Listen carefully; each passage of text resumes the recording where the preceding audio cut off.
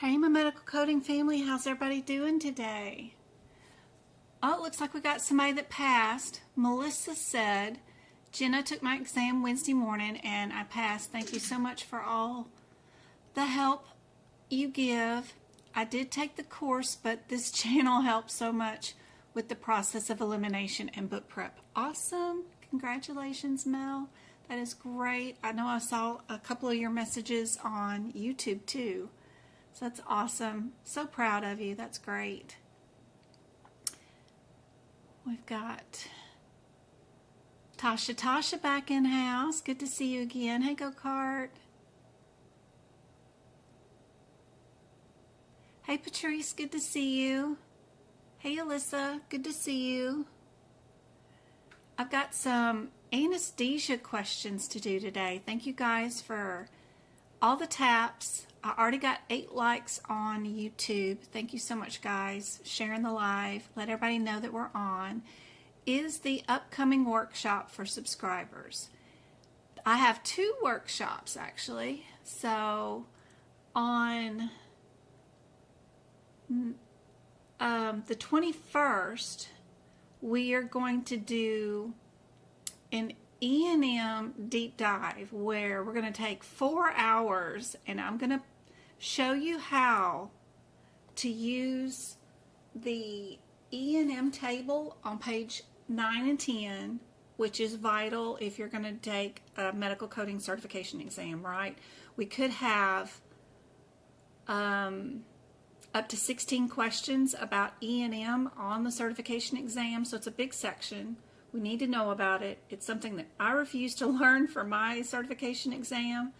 The guidelines were a lot worse back then, and we had 150 questions, so you could miss more. But now we've only got 100 questions, so we can't miss that many.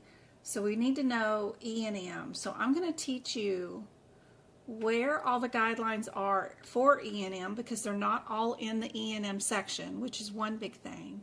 Teach you how to use that table on 9 and 10, and then we'll do a 75 question E&M quiz at the end. So gonna be at least 4 hours, and it is per person who wants to purchase a seat at the workshop. You can ask as many questions as you want, and we can discuss a lot of the guidelines and this, that, and the other thing. So it is per person who wants to purchase the workshop. The replay of the workshop will be available for my YouTube membership people in 90 days from that date. So the first 90 days, the replay is available for everybody that purchases it. If you can't stay, you can't be there, you got something to do with the kids, but you want to be there and see the video, then you can pre-purchase it, and it's yours for 90 days on the 21st.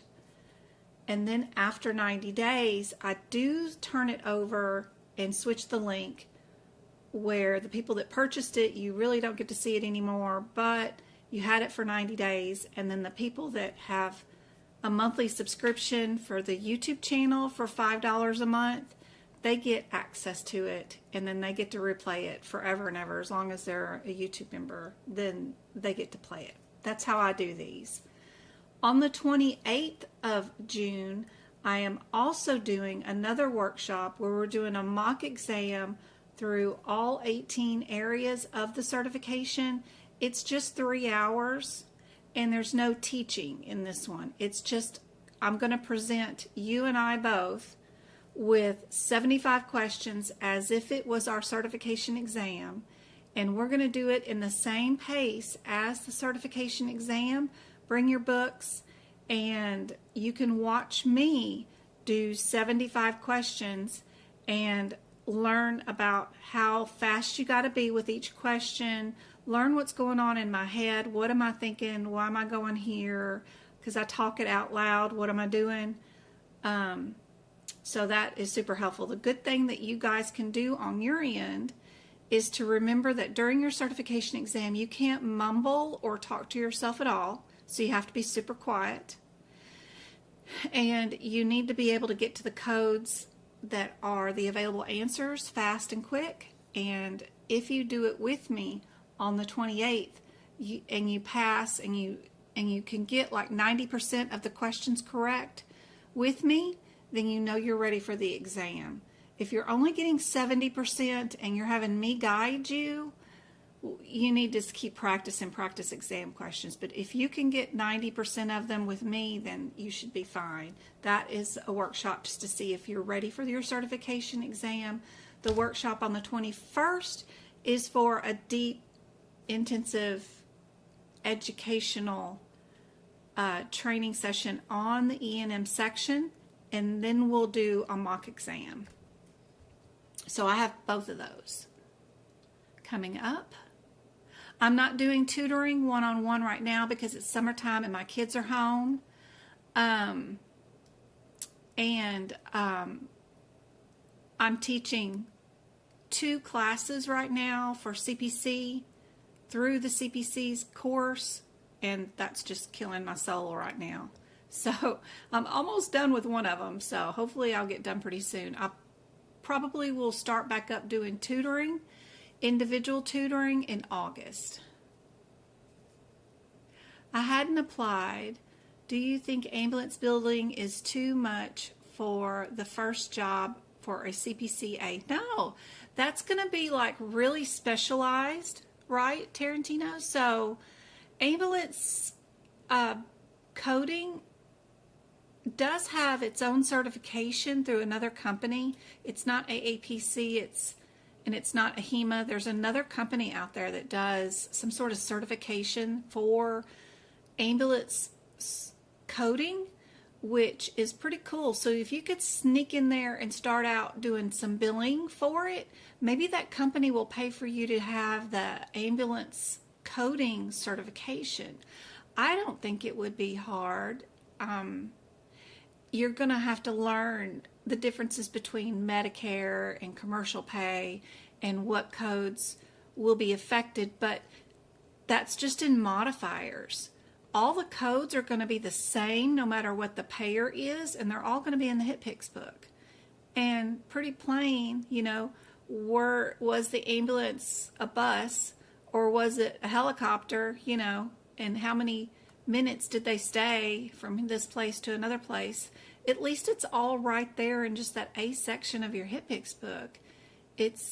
I think that would be a great place to start. And then learn all you can and volunteer for anything that they have going on that you hear administration talking about that nobody wants to do.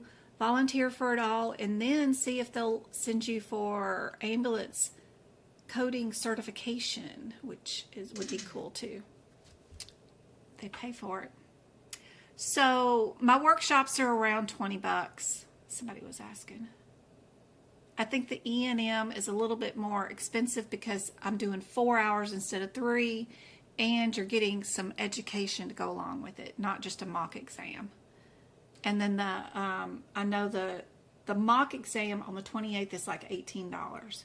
I can't remember what I did for the price on the E&M workshop, but it's all under $30. A lot of people charge for these, what they call boot camps, where they train you with the education and stuff, and then do a mock exam, like $150 per person.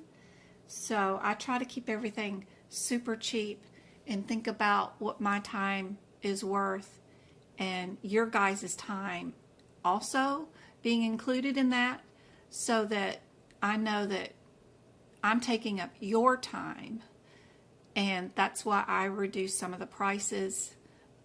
You're just not paying just for my time. I'm considering the time that you guys are having to stay with me to learn something. I don't know. I'm just trying to keep it cheaper for you guys. Can you remind me how much the 21st? The 21st is, I can't remember. Is it $28, guys? And then the one on the 28th is $18. Something like that. What does the crown mean over your name? It means you guys are top fans according to YouTube. YouTube chat says Go-Kart is number 1, and Tasha Tosh is number 2, and Alyssa is number 3 right now. It can change during our live depending on if you give out gifts, like if you click on the little dollar sign at the bottom and you do a super sticker or a super chat, or by participating in the chat by commenting, that kind of stuff will upgrade your rank. Yes, Arizona time zone. So they all start, my workshops always start at 2 o'clock. These are going to be on Saturdays, the next 2 Saturdays coming up.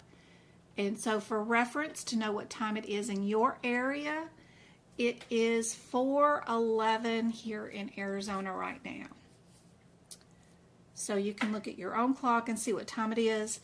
Arizona, part of our state is in one time zone and part of it is in another time zone, because part of our state follows the jump forward and fall backwards thing. I am not Mountain Standard Time. I'm not Pacific Standard Time either. I'm not with California. I'm not with Central. I'm not with Mountain. I am my own time zone, which is very frustrating, trying to coordinate meetings and things across the country. It is incredibly frustrating. Arizona is its own wild, wild west out here. We don't do time in a standard format like the rest of the United States does. So when other states jump forward or fall back, part of our state does and part of our state does not. I am the part of the state that absolutely does nothing with time zones. We're not Pacific, we're not Mountain, and I don't jump forward and I don't jump backwards. So my 2 o'clock is always the same 2 o'clock forever and ever. But you guys are always fluctuating one way or another depending where you guys are at.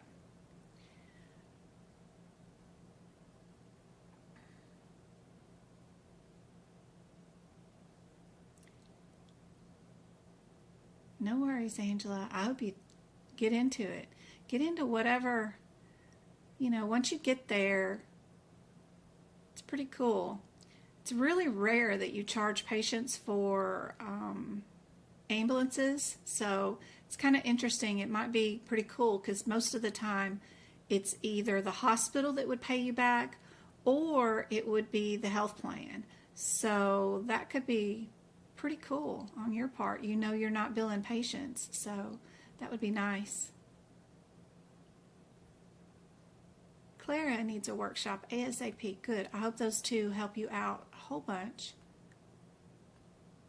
I also have several options for the AAPC course up now too.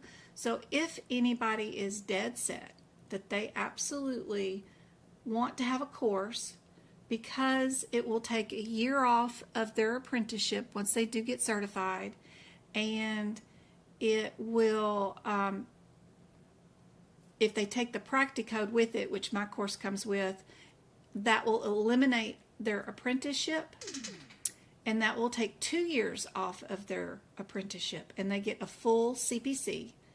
If you are determined to do that and have the means, I have a couple of options up in my shop now where you can purchase the course for AAPC directly from me, just at my cost, what it cost me as your teacher, but I won't be teaching you the course. It's self-paced, but you'll have unlimited whatever Zooms. If you get stuck in a chapter and you need my help, you can ask me and we can book some Zooms. You also get the course in Blackboard. You get your textbooks, whatever, and the Blackboard course, and then you get my notes so that you can prep your books for your notes, and you get all the workshops for free, and that come up through that year, for the whole year. And you also get my notes, practicode, and the course. One option without the books, like no CPT book, no ICD-10 book, and no HitPix book, if you already got your books, is like $2,400 because that's what AAPC charges me. They charge me $2,430. So I make tax. I don't know. But I've got that option in my store. And then if you need your books, they cost me $206 to ship to you. So then I have another option in my store where if you need the manuals, there's a $2,600 option in there. And then if you want me to teach you every single chapter every week so that you can get through the course with my help as your teacher and teach you every one of those lessons, good Lord, then there's a 3,000 something option there too. So just so you know, they're there. All right, we're going to do anesthesia today. We're going to do practice questions on anesthesia. Look at the format on those questions. I was playing around with trying to get the questions correct on the YouTube thing. So, yay. I think it looks better today. I'm hoping. Anyway. What do you guys think the answer is? Just type it into chat.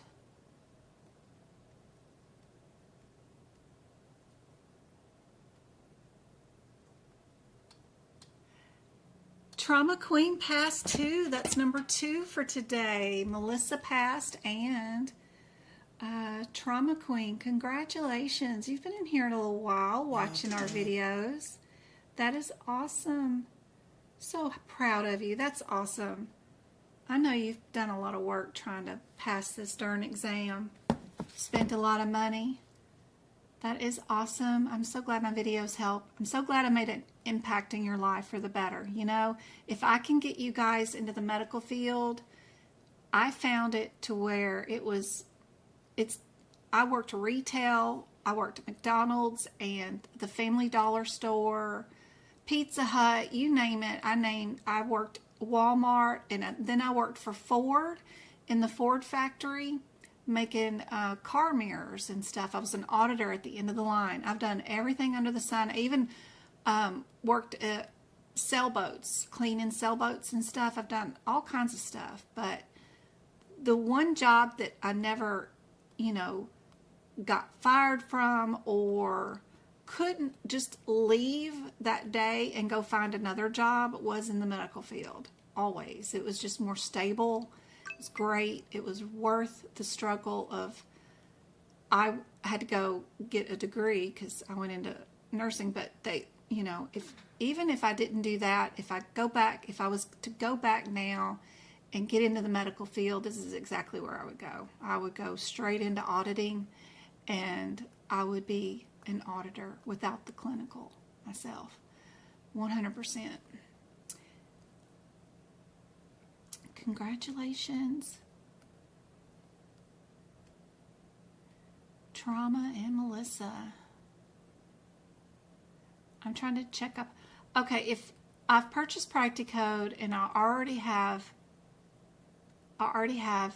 it from AAPC for my job. Great, Clara. So if you already have practicode and you're already in the cases, I have a membership that's on my website that is $8 that you can, you got to get into practicode, and you'll bring up the patient's chart and their billing form, and you try to fill out the billing form, right, to bill and match up modifiers with diagnosis codes and all that stuff. Now, before you hit the submit button, if you want to check to see if your answer is correct so that you don't fail or get less than 70% on practicode, I have a membership where I've got the cases answers listed, and you can double check your answer before you hit the submit button. And then that way you won't fail all the cases. Do recommend you go through them, try to do them the way APC wants you to. You will learn more about those books than even you learned as a medical coder. You will learn a whole lot more about the way those books really are. And it's good practice, but 600 cases is a lot. and you won't get everything correct, and a lot of their answers are even incorrect as it is. It has a lot of errors in it, so it can be very frustrating, but it's okay. But it takes a year off of your apprenticeship, of course, which is the main benefit, and my membership will help you not have to pay for practicode twice, so that you can at least get a 70% on your cases. I don't recommend going through there and just keying in the answers. That's not going to help you do anything. But try the cases, fill out the little blanks, see what you get, and then compare with what I've got in the membership. And it's a great way to learn, absolutely.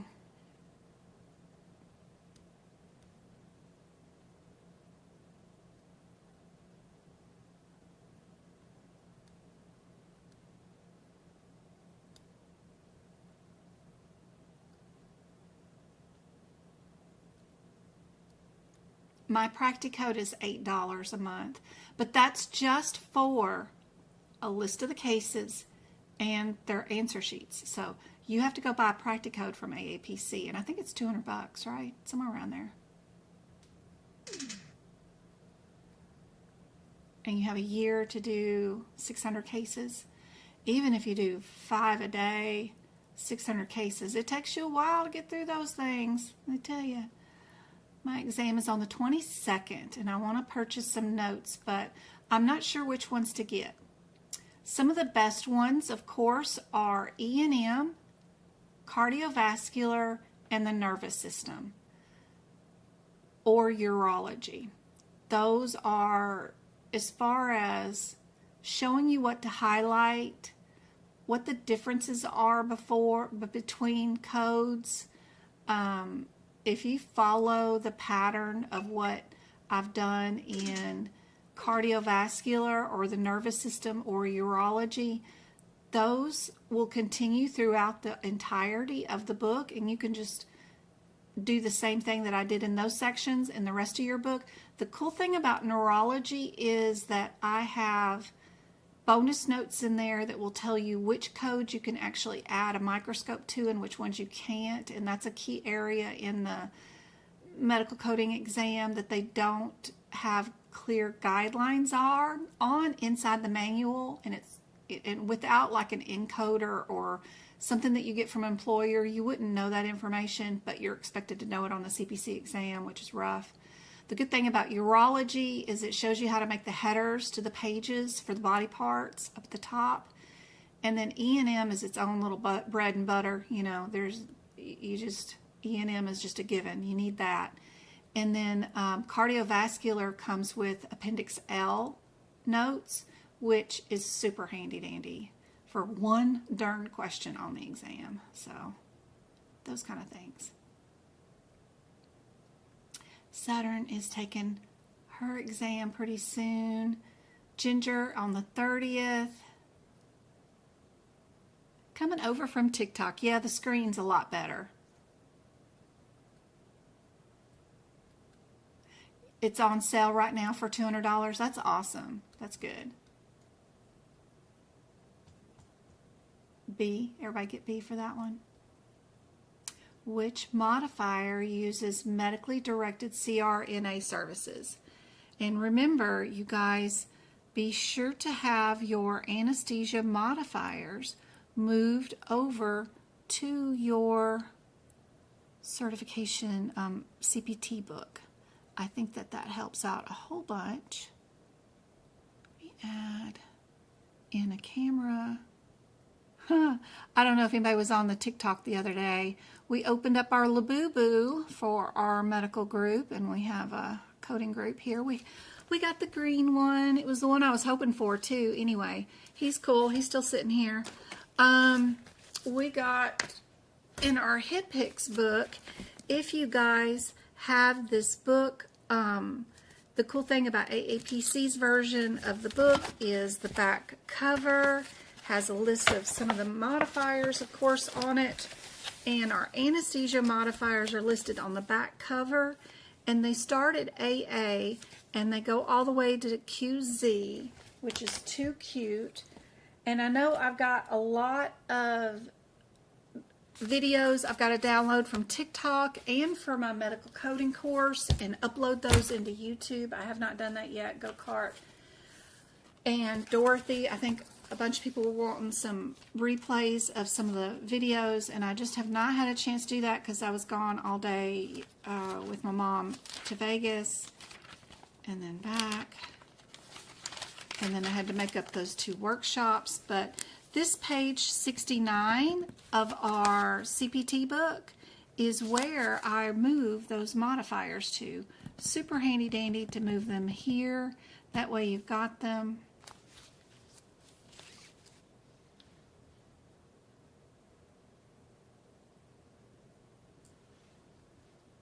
We just need a name for our little Labubu guy.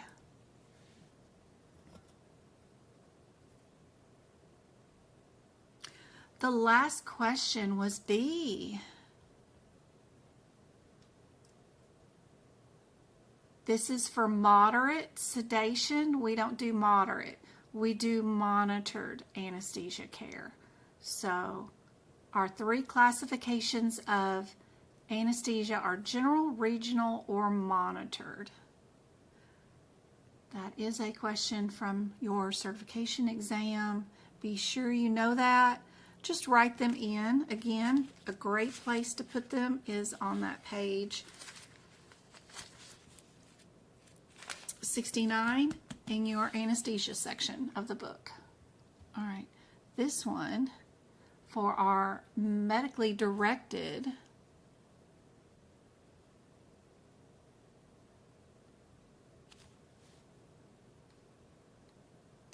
Good job, guys. Sorry if I missed your question on TikTok. Please ask it again. Does this apply to dentistry? Is that while separate things? I don't know much about dentistry, medical coding, or billing at all, or who does their certification. Is AAPC starting to do their certification? Do they have I wonder if they have a dentistry one yet. I thought I saw a course on it, but it does not come with a certification. So that is interesting. The last time I looked on their website at dentistry, they do have a course, but it did not come with a certificate registry. You still need to know your body parts in anesthesia.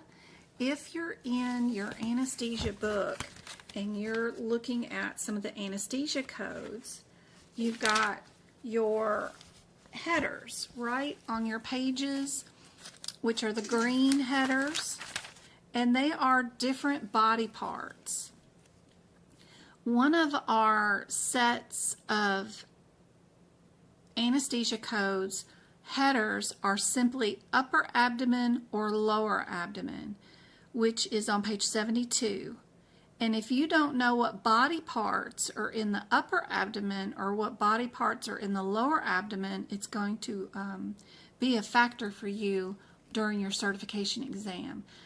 Those sets of codes, the 800 and 700 code area in anesthesia, is exactly one of the questions that'll be on your exam. And because the codes are the same, but the header is the difference. Where in the body are you? Knowing where the liver is that upper abdomen or is that lower abdomen? Where's your spleen? You know, what does the AMA consider upper abdomen or lower abdomen? That is super helpful. That's why this question is right here. My membership on my website at Medical Coding by Jen is for bonus questions, either in regular medical coding, or I have a membership for CRC, where it's all practice codes that are all diagnosis code related or CRC related. And then I have a membership for practicode. Okay, so it's all questions based, right? The membership on YouTube is for bonus YouTube memberships, but if you get both, it's still like less than $15 a month for both memberships. And I know other people that are selling memberships like the Bat Cave and stuff. When I did it back in 2019, it was $35 a month to have access to that. And so I try to keep everything super cheap so that you guys can have access to what you need, either more videos or more notes or practice questions, all in something less than $20. Because, you know, once you get over $20 a month, it gets hard. I mean, it does for me, so I don't know about, so I try to keep everything less than that. Unless it's super, super special. All right. We're going to do an 8-hour workshop one of these days where I teach you something from every section of the CPT book during the day, and we do mock exams in that section right after. So I'll show you where your guidelines are, what tricky codes you need to worry about in that section, teach you everything I know about whatever section it is, and then we'll do a mock exam for that section, and then we'll move down and do the next section. I'm planning on one of those. It'll probably take us 9 hours to do one of those sessions.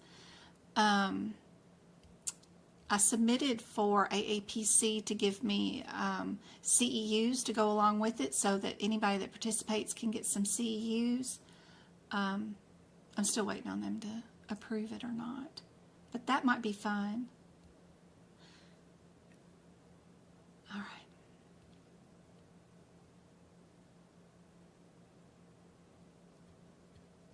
A is the answer for this one.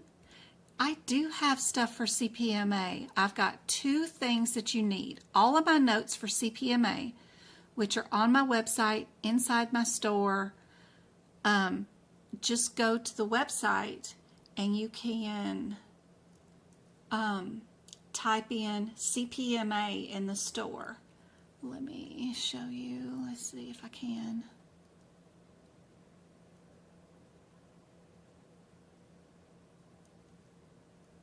So yeah, ooh, I don't know why it's so large. Let me switch another one. Let's see if this one will do it. Not so large. There we go. Medical Coding by Jen. I did some rearranging this weekend of the little sections, but anything that's free is underneath free resources. So the social media links, the FAQs, which is free grants, and anything that I've got that if I know where there's something free, it's right there. My free blog lessons, which do have practice exam questions in them, are right there. The free practice area where you can practice medical questions. Free CPT book prep and free CPT book videos are all underneath free. Tutoring and workshops are right there, but I don't have tutoring on right now.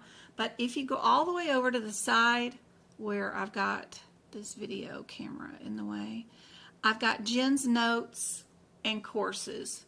If you just tap on that right there for Jen notes, here you got a search bar. You can just type in CPMA and it'll bring up everything that's related to CPMA. Right here I've got 2 items. One of them is a replay for a workshop video where I showed you how to do the cases at the end of your CPMA exam. The first 35 questions are just laws and regulations. You just need to have all those written in your notes. Well, I've got all the notes right there in that study guide that you could copy page by page and just put that in your CPT book. And then I have a replay of a workshop that will show you how to tackle the, I don't know, is it 60 questions or so that are all these cases. They're going to give you a patient's chart and have you audit it and say, here's our billing sheet that they billed for that day. What did they do wrong, if anything? And some of the questions have 3 or 4 questions with them. And I show you how to tackle that with the process of elimination, looking for similarities, and my unique technique that I have for passing that exam. I did that exam in 2 hours and 5 minutes, because I didn't read a thing. I didn't read not one patient chart. I did this process, and I'll show you with that workshop. So those two things together are maybe $40 or something. So that will help you pass your CPMA. Get those two things. My membership plans are right there, and then the first membership is right there where you get all the practice questions and all those different sections. The other membership for risk adjustment is right there, and then the last membership is for practicode to help you get through practicode. So that's how we've got the website formatted now, so that it's maybe a little bit easier. If you ever purchase anything from me, it's just right there in this drop down menu. This little bubble right here will be your bubble. It'll have your little icon right there.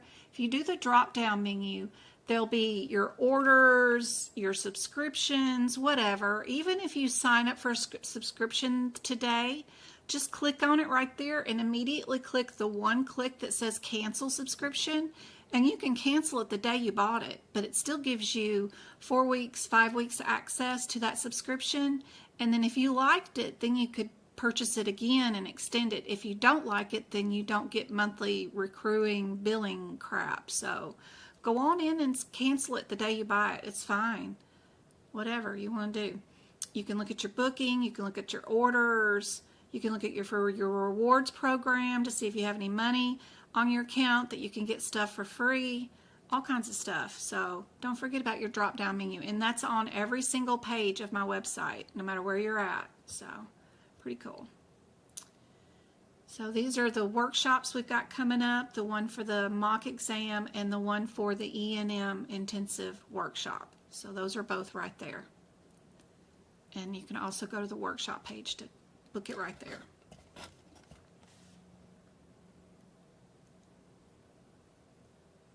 All right, your practice questions for today.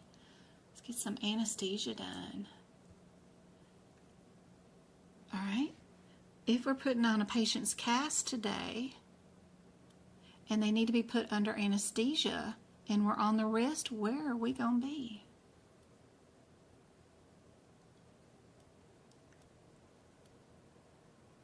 You watched most of the videos of the process of elimination. It really helped. Oh, that's awesome, Ginger.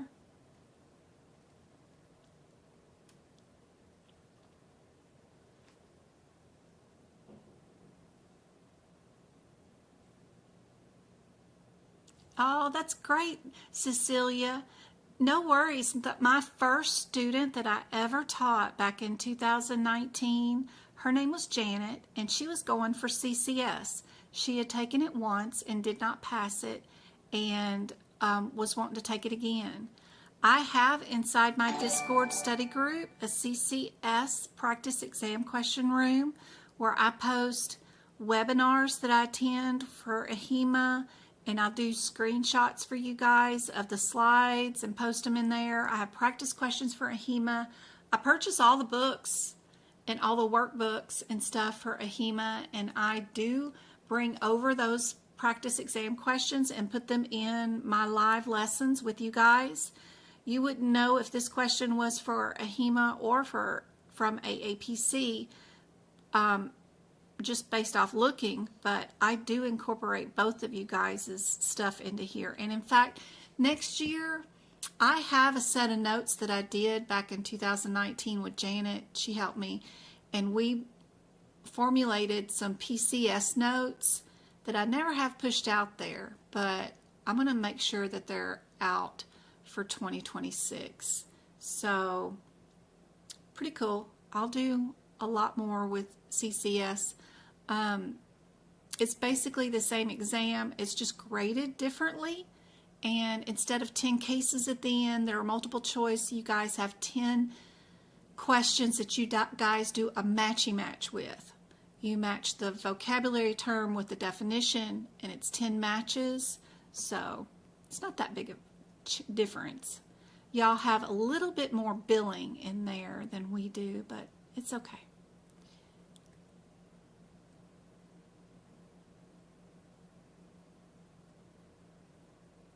Tips for CCS? Oh, don't fail. because you don't get 2 attempts, and that's expensive. It's another $400 for another exam. Make sure you have practice, a ton of practice questions, and that you are getting 90% of the questions right, not 70, before you take it. Make sure you're going to pass. And you can write in your books any billing notes that you need in there. In fact, I got some billing CCS questions coming up pretty soon where we're actually doing the math on how much anesthesia cost, which I know nothing about. So we'll do those together in just a minute. Don't fail. You don't have 2 attempts. That's my advice. 100%. Oh my God.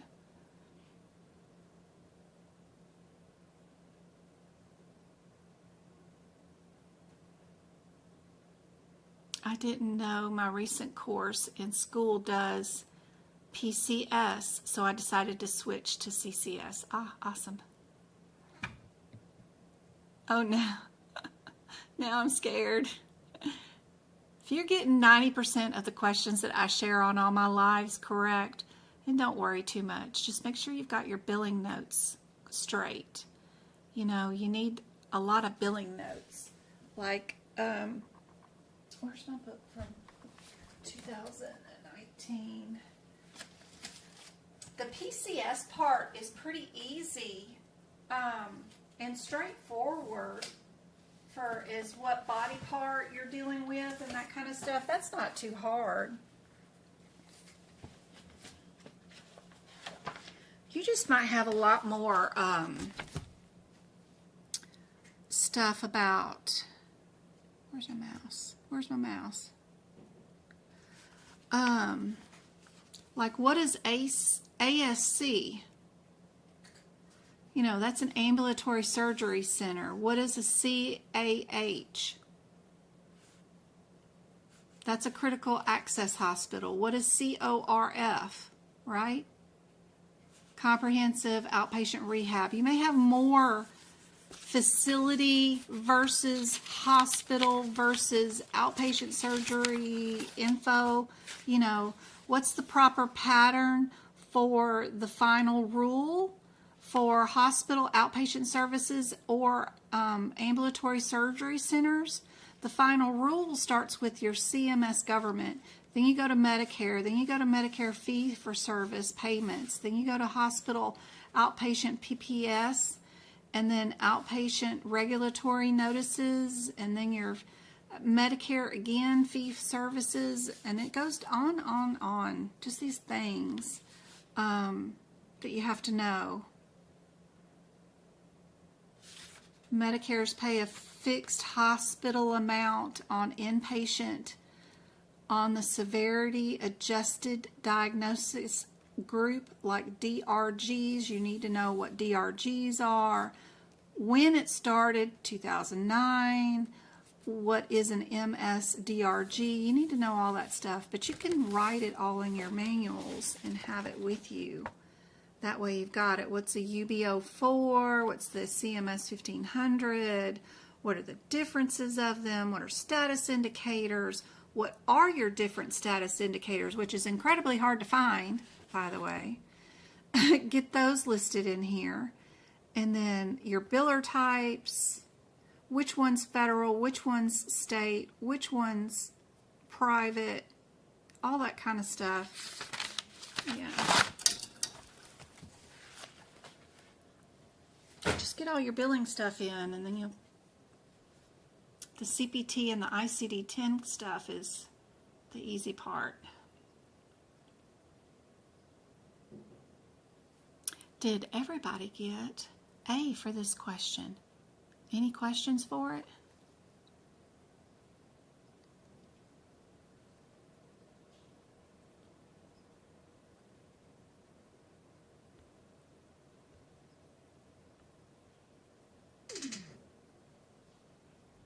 You got the stuff off of Amazon? That's great. If you ever need like the AAPC study guide or something, I can get it direct from AAPC, $50 cheaper than what you can off of Amazon. So You can purchase that in my shop, the AAPC study guide, if you want a paper book mailed to you, to your house, and then it's cheaper than the Amazon price by 49 bucks. So I just charge you what AAPC charges me, and then I send them the money, and then it ships it to you guys. Sometimes shipping prices are a little bit more expensive depending on what type of country you're in versus what my website captures for shipping, because I just put a blanket number on there, but sometimes I'm close. Sometimes AAPC charge me 15 bucks to ship the book to you, but I only charge 12. I don't know, but it's there on my website if you guys want it shipped to you. I like to get their study preps on VitaSource. It's an online ebooks, and then that way it's all in the ebook form, and I can have the ebook system read to me out loud, which I learn better by listening than I do reading. Reading and comprehension and taking the meaning of the words from a printed page computes differently than when I hear it. If I hear it, I understand it as it was intended better, if that makes any sense. So I like to get them on VitaSource.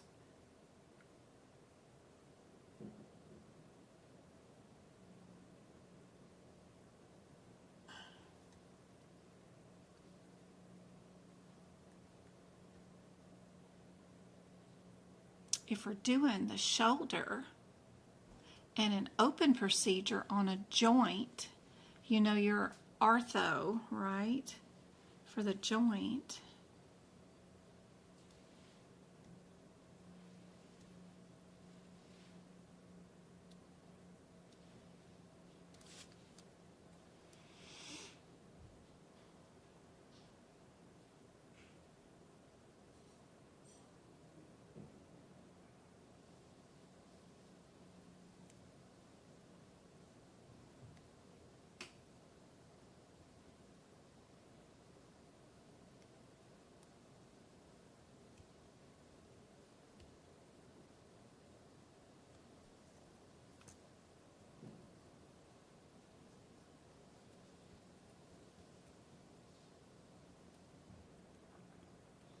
So we got our differences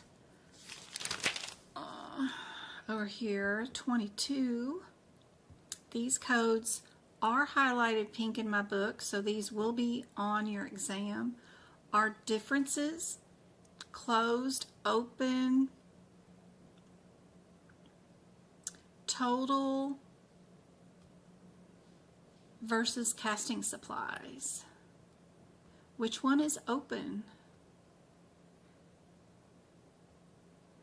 Would it be the difference between the diagnostic or the one that says open surgical? They're wanting to see if you understand the differences between diagnostic and a surgical scope. Yep, it is B. Diagnostic means we don't know what we're going in to do. We have no idea. We have no diagnosis. We're going to go in to see if we can't find a diagnosis. Surgical means we know what we're doing. We're going in to do a repair of something. All right, what about this anesthesia for an OLV? Sometimes during the exam, they may not have your definitions right there for those. And one place you can look for acronyms is actually in your HIPICS book in appendix. Which one? Is it appendix B or C? I always forget.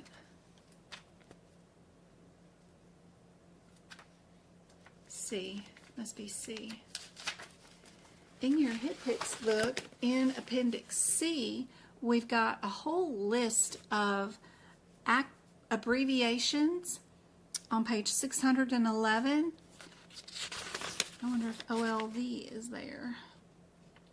If it's not, you can write it in. And then also the back cover of your CPT book also has a whole list of acronyms on the back.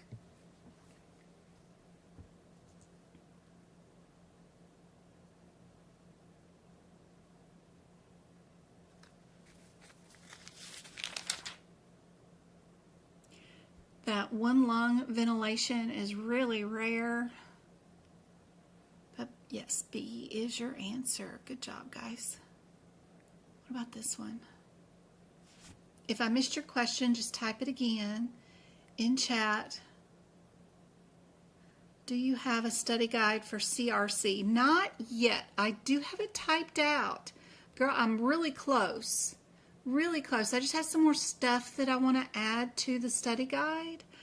I do have a workshop that is still available for replay for risk adjustment, but I'm really close to having the study guide out for risk adjustment. I have practice questions on one document that I gathered that I'm going to put into the workshop, and then I have the workshop typed out. I just want to add some more decision graphs and stuff that makes some of the data a little bit easier, and check for spelling and all that stuff. But I'm really close.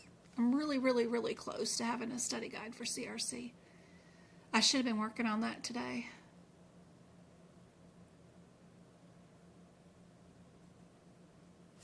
Instead of these workshops and lessons coming up. Your next credential. Mine too. I want to take the CRC and see if I can pass that. I've got the CPMA, the CPC, and the instructor, but CRC is going to be my next certificate too. I'm waiting on them to, like, I don't know, have it discounted or something. I don't know. Or I get something free with it when I buy my practice exam attempts, because sometimes they give away the course free. I already bought all the courses. I did the all for one, where you buy all of their courses for like $4,000 2 years ago. So I have the course, but I just want to get something free when I purchase my exam attempts, just because. I like to wait for their specials to come out. You're interested in billing too, the CPB? Awesome.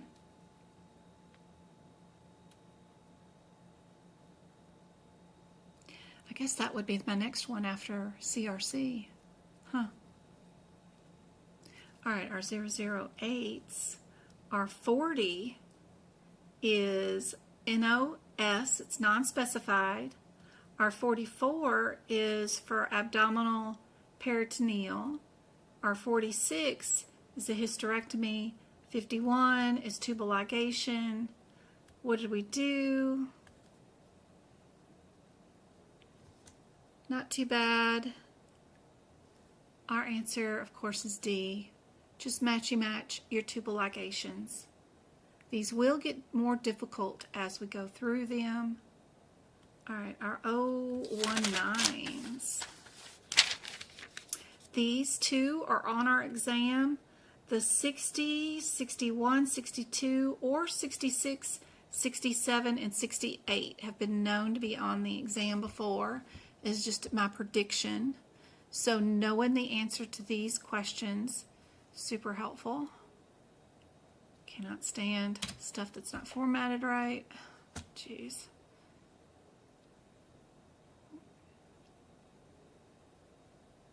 What do you guys think is the answer for this one?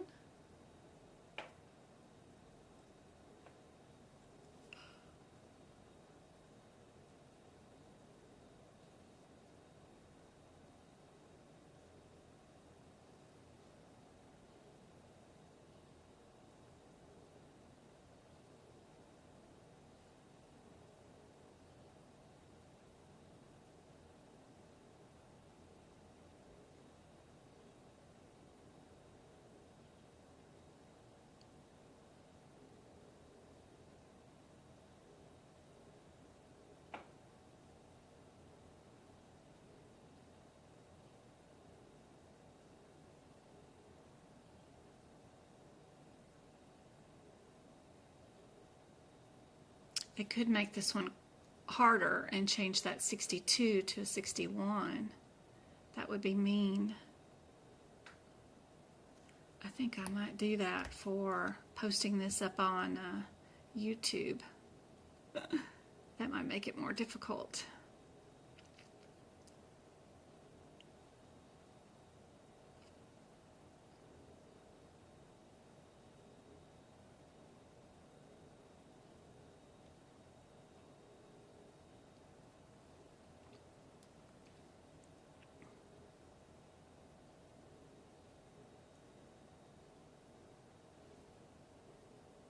I don't think I've seen anybody with the correct answer for this one yet, have I?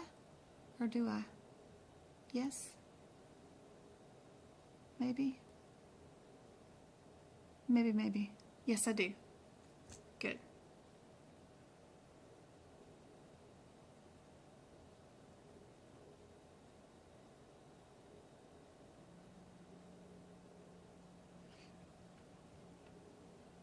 Perfect.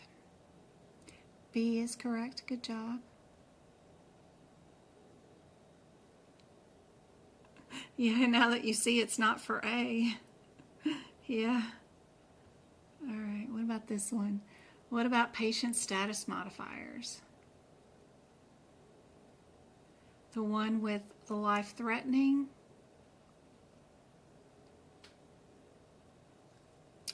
What's kind of cool is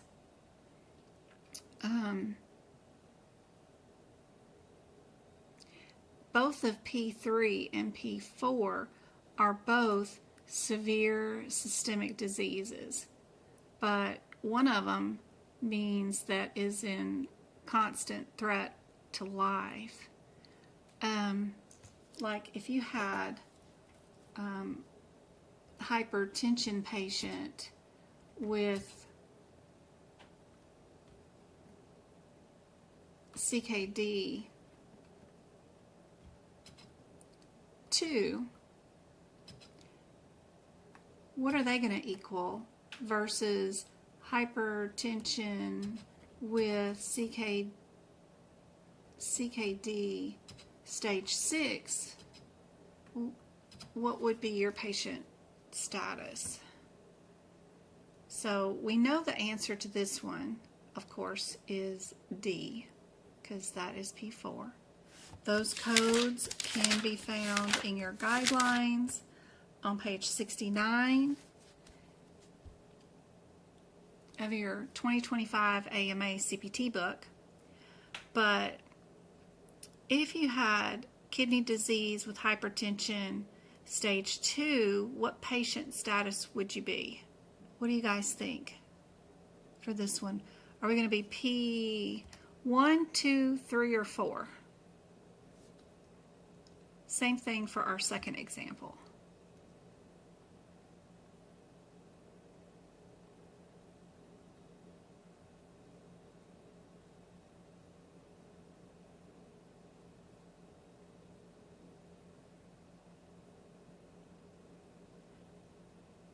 So P2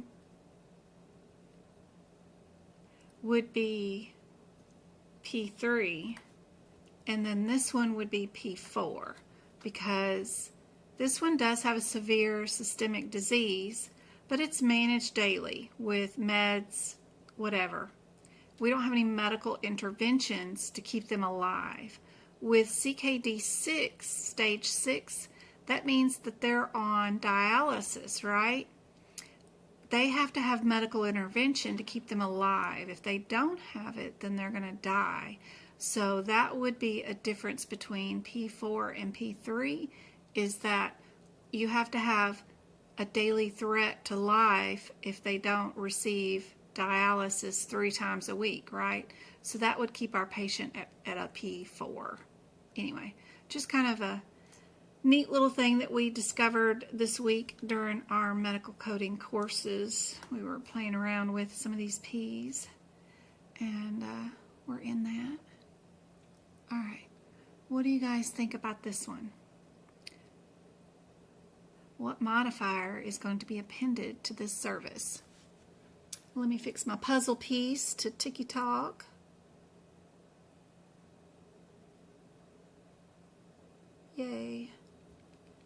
Thank you guys for tapping the screen. How many taps do we have? 3,000 taps. Thank you guys. And we had 7 shares. Thank you, bunches. We have 1 heart me. Yay. And we still have, how many TikTok subscribers? 13 of you guys. That's awesome. Good job, Go-Kart. She's on both. She's fighting a battle over there, going back and forth between YouTube and TikTok. That's awesome. I'm going to make Go-Kart and Twinkle teachers, and then you guys can teach courses too. And we can all do it under the medical coding membership that I already pay for the franchise fee. Y'all can be teachers. What do you think about that? So it's like, what am I going to do with you guys once you guys passed? Y'all have been with me for, I don't know, 3 or 4 years now. And when y'all finally sit down and y'all take your exam, it's going to be like, well, y'all can't go anywhere now. Now you got to go take the instructor exam and become a medical coding by Jen instructor. And then y'all can teach your own courses. I was thinking about that last night.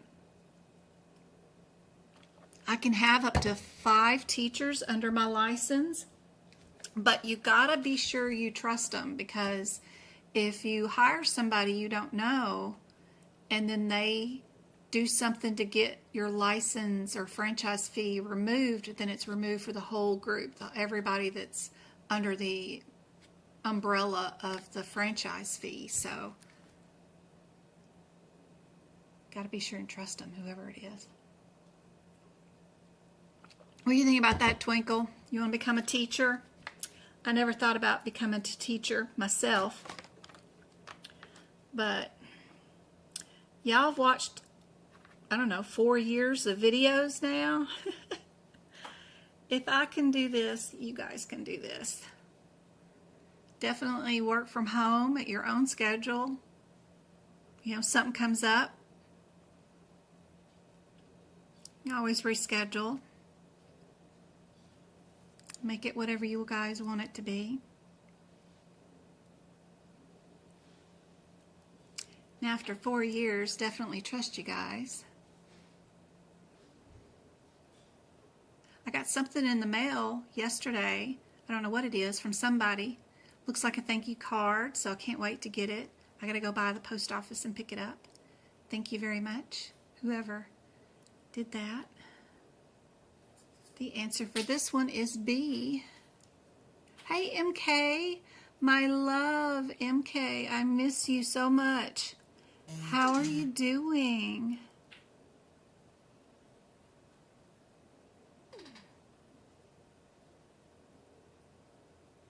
You're back? You back in the country now? Did you have a good trip?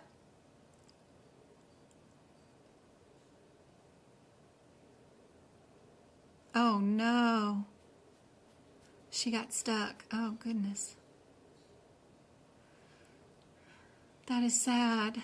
Trip was hectic. Oh no. I'm so sorry.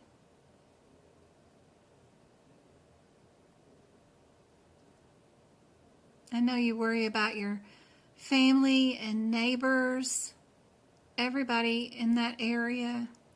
I'm so sorry. Flight got canceled 3 times, I can imagine.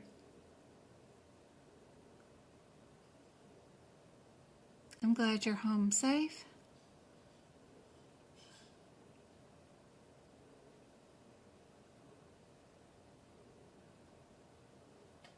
Go-Kart was thinking about you the other day too. Yep. Oh, sorry. I'm sitting here daydreaming about MK and not giving y'all the next question.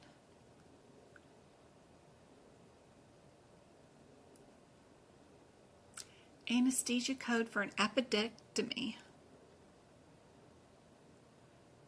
22-hour flight. Wow. And looking for a job.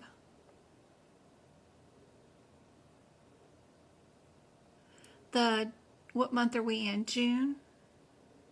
The judge group and CSI, of course, will be hiring right now for auditors to start in August for looking in patients' charts for heatis measures like missing mammograms and stuff like that that get done like in the VA hospital because they used their husband's insurance but didn't use their own HMO insurance. And you just got to track that stuff down. Sometimes the patient's first name is put on the medical record as their last name, and then sometimes it's reversed where the first and last names are reversed, or the date of births are entered with like a 3 instead of a 9 or a 9 instead of a 3. So hunting down missing medical records is what the judge group does. It's all remote from home. They train you. And CSI and the judge group will hire anybody with an apprenticeship. It doesn't matter. If you've got your CPC, they should be hiring right now.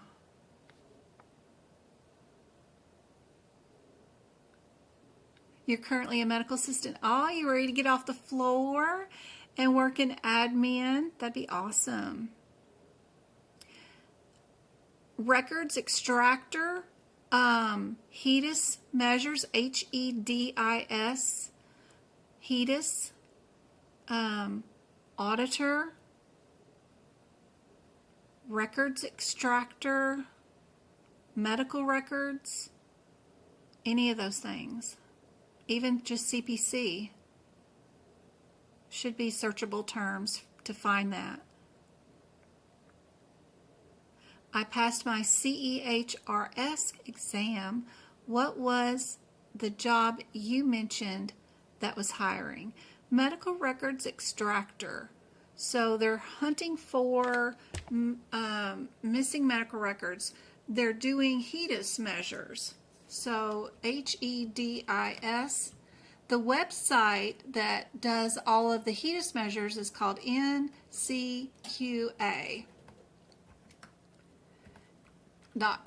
whatever.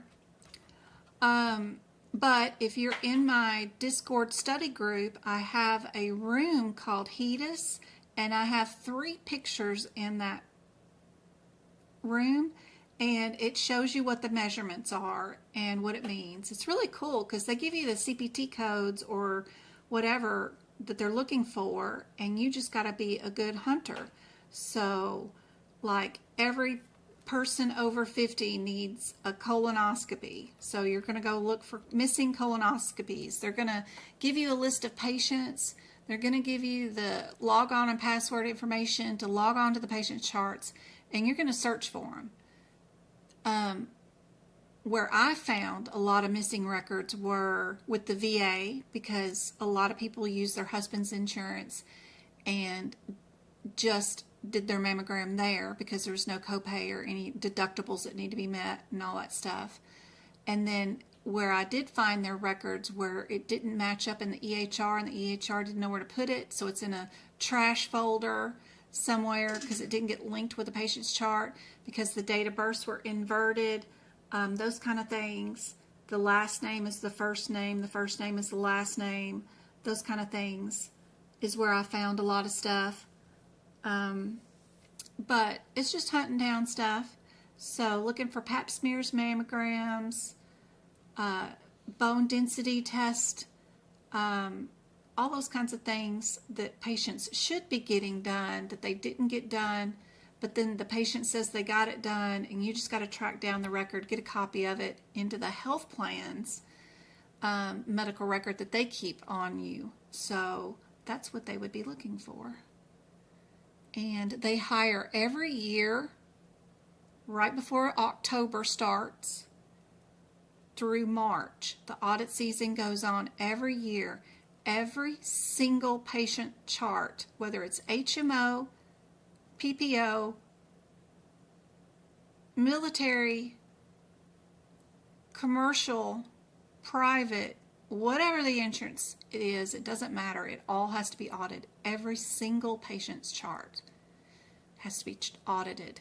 And if you do find a mammogram that's done or a pap smear that was missing, or a colonoscopy that was missing, then the health plan gets more money, the doctor's office gets more money, and makes everybody happy, which keeps you in a position. And if you do a really good job between October and March and you hunt down those missing records and you do better than anybody else that they hired, right, for this audit season, maybe that will turn into a permanent position and you can stay on with the insurance company. So it's a great place to get your feet wet, jump in there with your CPC and do those jobs. I loved auditing. It was a lot better than coding because there was like criteria to meet, right? I'm assuming. And plus it sends patients bills, which is something I didn't want to do. So medical auditing audited actually the doctors and made sure patients had services done. So I liked auditing. I did. Patients don't get bills for this. So that's wonderful. And then everybody makes money, which pays for my salary, which made me feel good. And if you're really good at treasure hunting and hunting down things that got lost, and you can work independent on your own without somebody holding your hand, then this is a really good position for you, for sure. Anesthesia for a cholecystectomy. Don't forget, we've got this in there too. Body parts matter. Yeah, you did that auditing for that mean old lady for 3 weeks.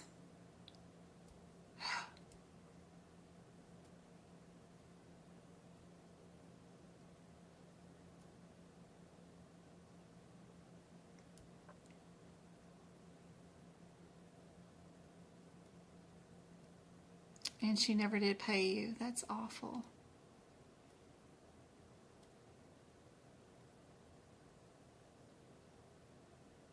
I don't know why people can live like that and take advantage of nice people and just go to sleep at night and not have a care in the world. Somebody works for you day in, day out, you know, sitting in a hard chair, scouring over charts, doing something that earned you money. She made money off of you for 3 weeks and then not feel bad about not paying you at all. And just, that's it. Just, how do you, I could never. The DoorDash person comes to my door, you know, and brings me something. They're getting $10 off the bat no matter what, just for the trouble of walking up my driveway, which is nothing. I live in a residential neighborhood. I live, you know, my house is next to the road. It's really close. There's no gates or anything. It's just, you know, you had to leave your house and come see me to pick up something in a drive-through. You're just getting a convenience money no matter what. I don't like those pay 20% of the bill. Well, if the bill's only $10, 20% is just, I don't know, $2?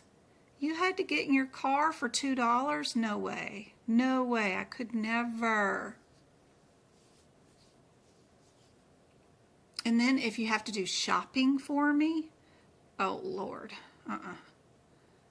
If you have to get out of your car, go into the store and pick things up off a shelf for me, and then bag it and then bring it to my door, yeah, you're getting $40 easy. If it's less than 10 items. I could never. Somebody medical coding for me for,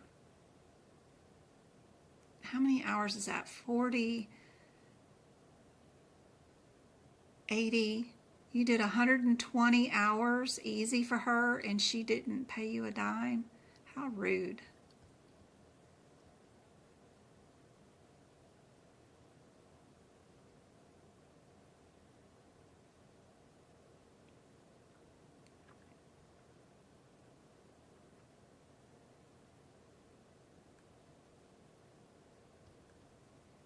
What about this one, guys? Today's Friday the 13th. I forgot about that. This is question number 13.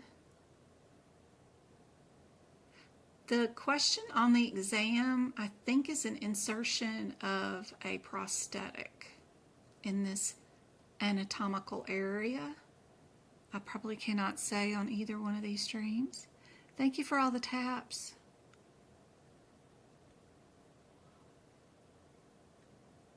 The COSC, you got another attempt? Oh, good God.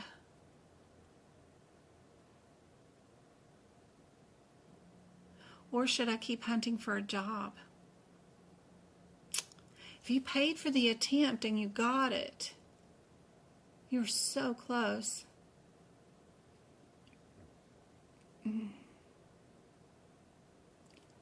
You'll have to send me your last scores. I can't remember what your scores were on your last attempt, so that I can look and see. Because a lot of times it's just the difference of whether you did screws and wires or whether you did screws and plates with that particular certification. And knowing the different vocabulary words for screws and wires versus screws and plates makes a big difference for that certification. Yeah. Email me your score breakdown.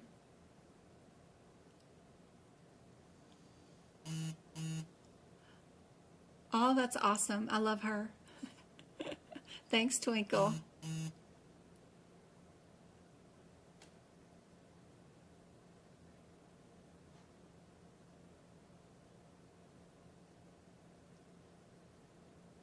I can't believe you made a 40 on that. We did practice exam questions for that certification together. You were doing really well. You get so nervous, I think, on exam day.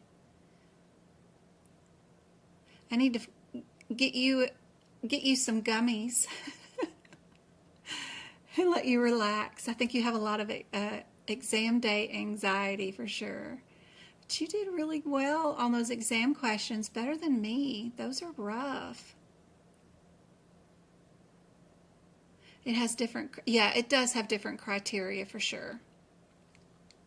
On this anesthesia question, if we look at our differences between our codes, our 932 and 934 and 36 and 38, right? Two of them are radical, and anytime you see the name or the word radical, then that means they're removing surrounding tissue, right? Not just whatever we're removing, and it's usually a lymph node or something, but if they're removing surrounding skin and tissue and other things, then you know your procedure was radical or not. So two of our codes are radical, two of them are not. So if we look at this question, they removed whatever they were going to remove, but they also removed some lymph nodes also.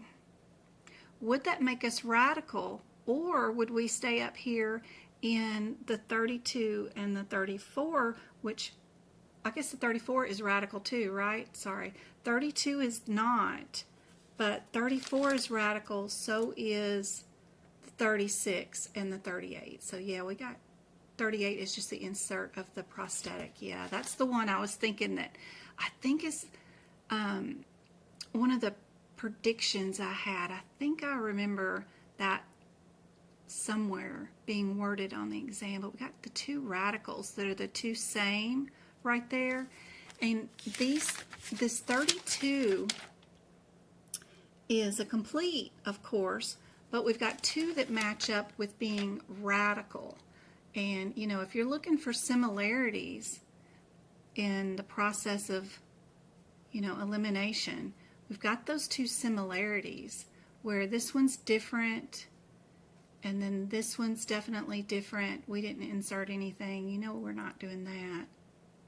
So out of 34 and 36, they're separated by a whole page, which might drive you nuts, right? We just got one of them is unilateral and one of them is bilateral. So knowing that right and left means you're bilateral super helpful for this one. Yeah. That makes our C the answer. Yeah. But it's kind of interesting. You know, all the numbers are really close together, and if you still look for similarities, those two are both a radical. So it's kind of cool. Get you down to just two different answers for sure. Regional, one of our different categories of anesthesia, general, regional, or monitored, right? We had to do one of these blocks on Travis. Remember I was telling the class about that recently. He got a ring stuck on his finger. We had two different ambulance services. We went to the, instead of going to the ER, you know, I went to the firehouse around the corner, see if they could take it off, and then they couldn't. They sent me to the ER. The ER tried for a while, and then they brought in another ambulance service to see if their tools would work, and it still didn't work. We ended up having to do a regional block to get it off. It's too funny. But what bill did I get? Which code? Were we in musculoskeletal? Were we in the nervous section? Or would that be billed in anesthesia? Knowing that would help out a whole bunch.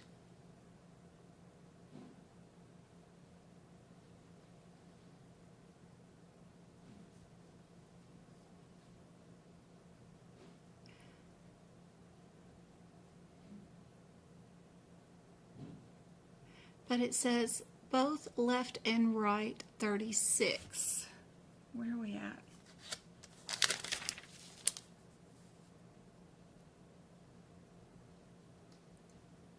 With bilateral inguinal and iliac lymphectomy. So we not only had on this question, right, we had right and left on inguinal, right? That was bilateral, but we also had iliac lymph nodes too, which are out further away from your inguinal area, right? So you had way more multiple than just bilateral, right? Does that make more sense to you on Tiki Talk, Ada?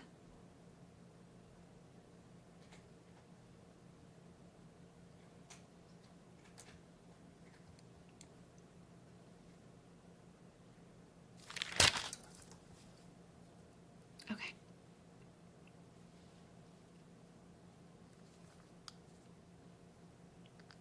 And you see how the 34 doesn't have the inguinal additional, it just has your bilateral. Yeah.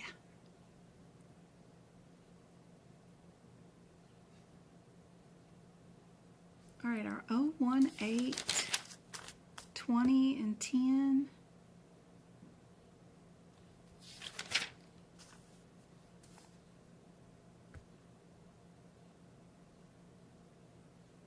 The one cool area about these codes in anesthesia is knowing whether you're closed or open procedure, whether you're in arteries or veins, whether you're doing nerves or not can make a difference between these or not. Are you dealing with a bone issue or are you dealing with nerves? That can also make a difference in some of these codes. Our first code, the 10, does procedures on the nerves, muscles, tendons, fascia, all that stuff, right? And then we've got procedures on the radius, ulna, wrist, all that kind of stuff in that area. Knowing whether you're doing a closed, just popping a bone back into place procedure. Do we have a diagnosis? If we don't, and we just know they have pain and we don't know what's wrong with them, then our procedure could be diagnostic, right? Or are we doing surgical? We already have a diagnosis. We know they have a torn, whatever, we're going in there to fix, then we're doing surgical, right? So that's some of our differences in our forearm, wrist, and hand. Our 0, 1, 8, 20, and 10.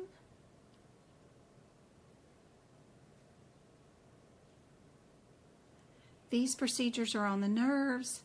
These procedures are on the bone. And just knowing that makes a big difference, right?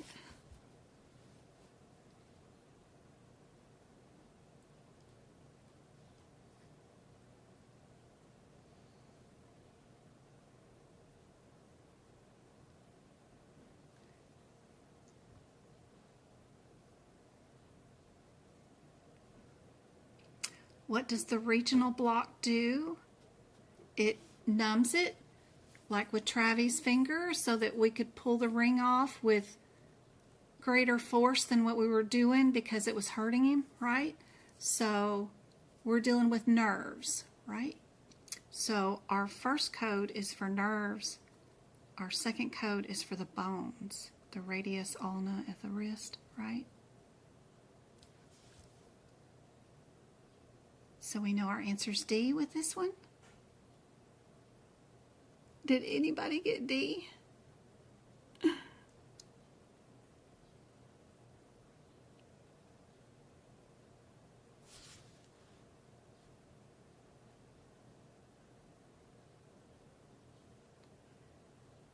Thanks for the gifts, Twinkle. You guys are awesome.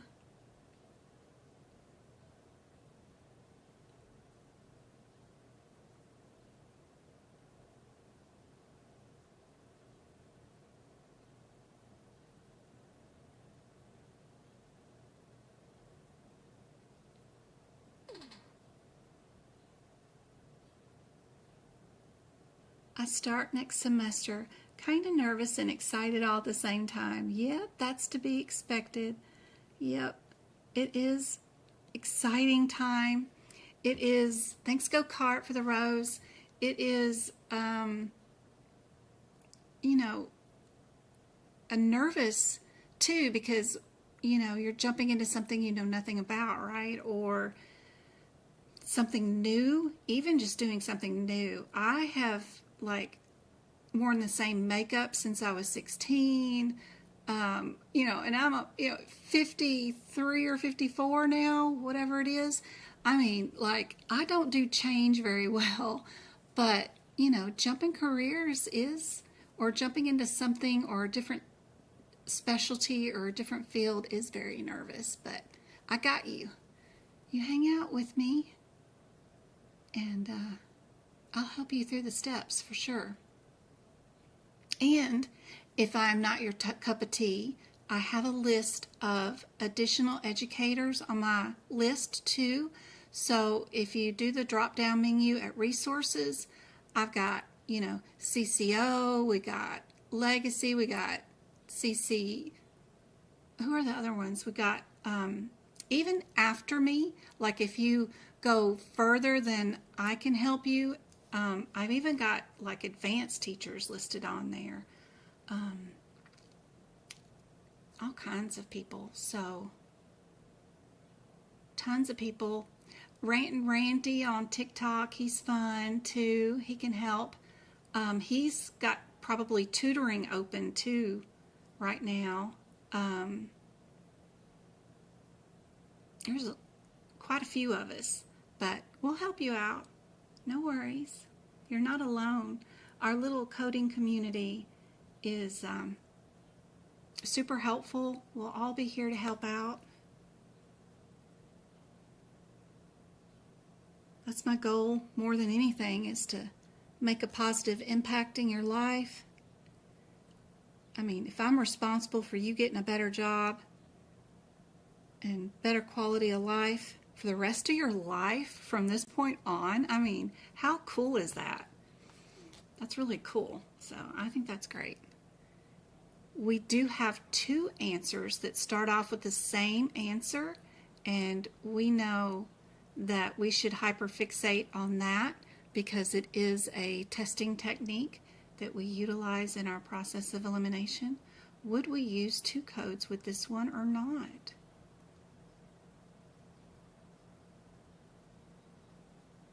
We look at our 67, we've got our epidurals, right? 68 is an add-on code. We know that this answer cannot be correct because of the rule of that you can't bill just only a code that has a plus symbol in front of it. If you look inside your CPT book at that code on page 77, you notice that little plus symbol? That's a code that is only coded with another code. It has to be coded with something else. It might be a correct answer on your CPC exam if they're asking you which one of these codes is a code that has to do something with adding on something, you know, a procedure. I'm not saying it's never your correct answer, but if we're being asked what would we bill for a patient who's getting an epidural, right? Or we're billing for an anesthesiologist, it definitely will not be that code by itself. So we can eliminate that one from our possible answers and get us down to more of a 75%, chance of getting it right instead of 100% we could get it wrong. I don't know if that makes any difference, but I'm getting it. I removed 25% of one of my wrong options, right? So definitely not the 68 by itself. So our nervous system in the back of the book, probably not the correct answer since I know all these questions came from our anesthesia section. So would it be one code versus two codes as our possible answer? If we started out with a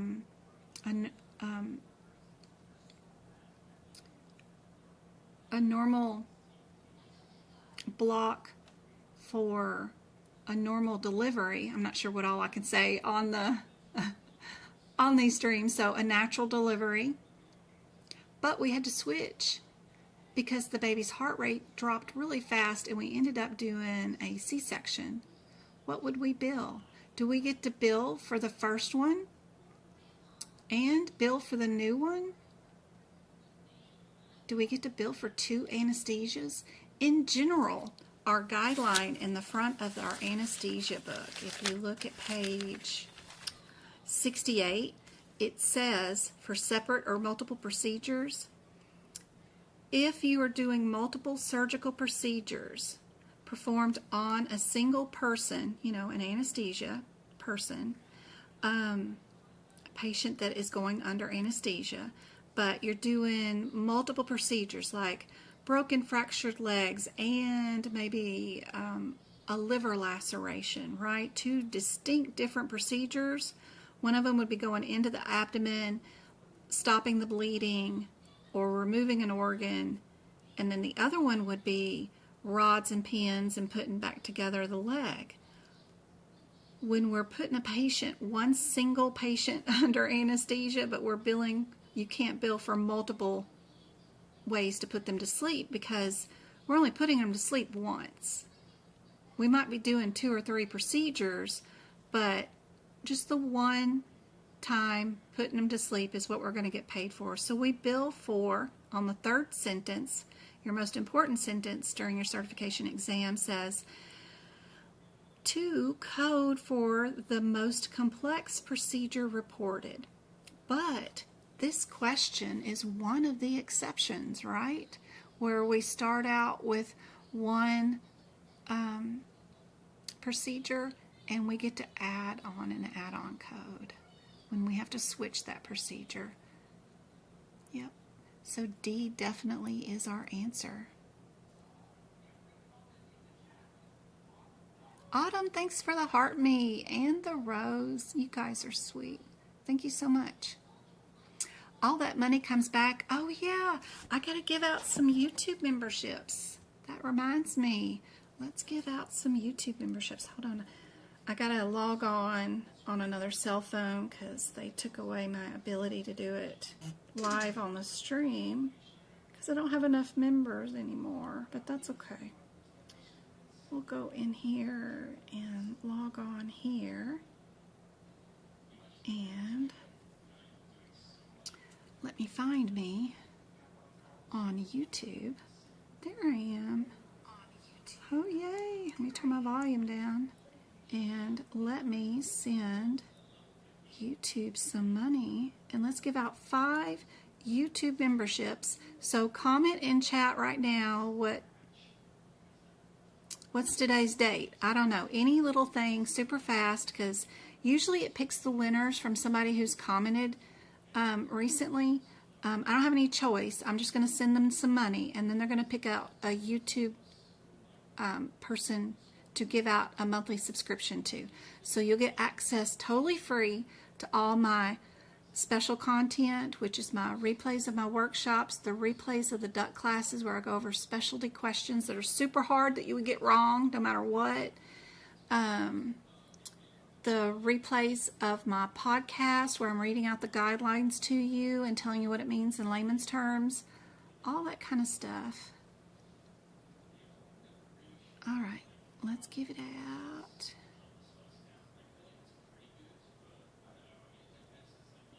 Good, good. All right, here they come.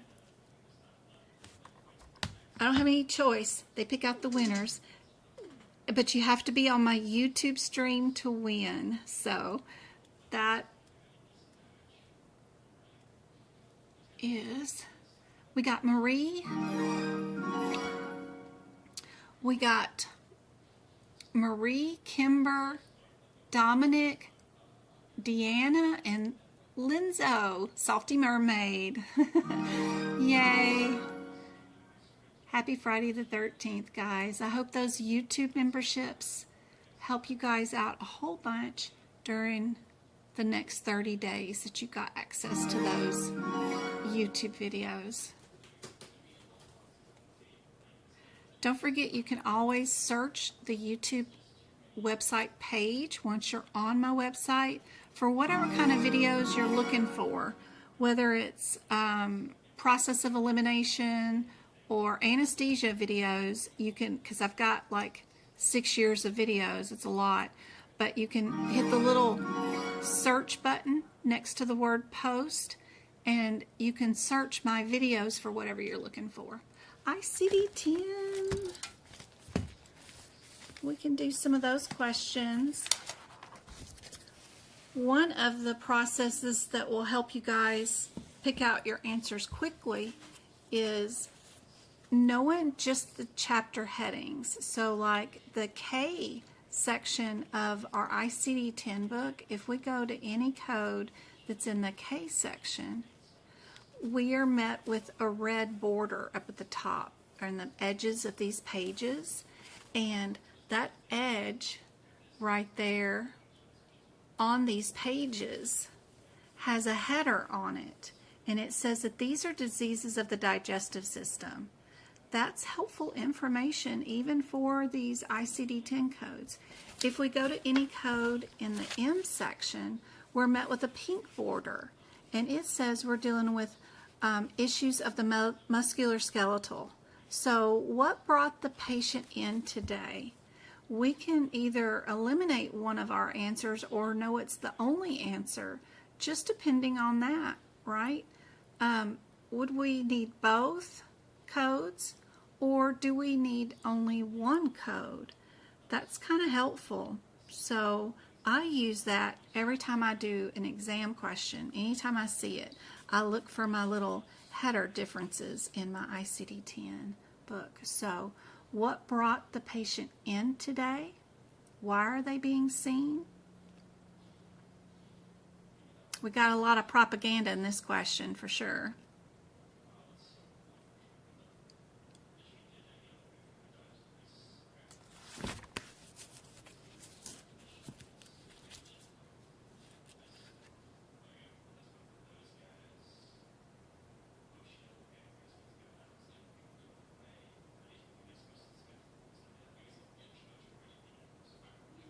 This one's tough. Susan says DJD. You're welcome, Marie. I hope that helps. I'll give away 5 more YouTube memberships on Monday we'll have another live on Monday for 2 hours, starting at the same time as today. We started at 4 o'clock, and now it is 5:40. We'll do that. Same thing on Monday.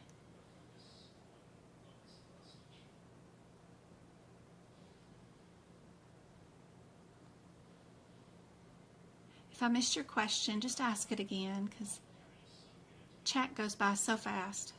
So they did come in for a scheduled total hip, but they ended up doing a pre-assessment for GERD also, but patient was scheduled for a total hip replacement, yes. So we know our code is going to be for a bone or joint disease issue. So we will get rid of that, and we'll get rid of that. And then out of these two codes, would it be more likely our answer is the 7, which is 4 digits long, or would it be more likely we're 5 digits long, which is the 12? It's kind of interesting to look at it that way. We can always go into our book at our M's and look at our differences between our codes too.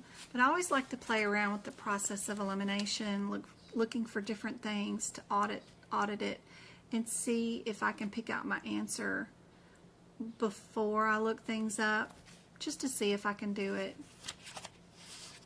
If I was looking at this, I would want to code out to my highest specificity.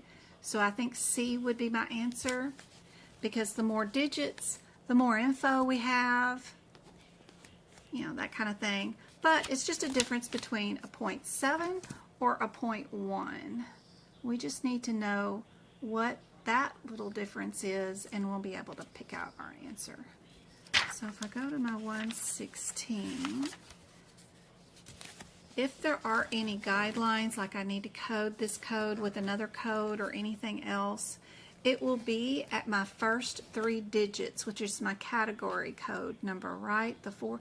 So right here at M16, it tells me you need at least 4 digits, of course. So that's osteoarthritis of the hip.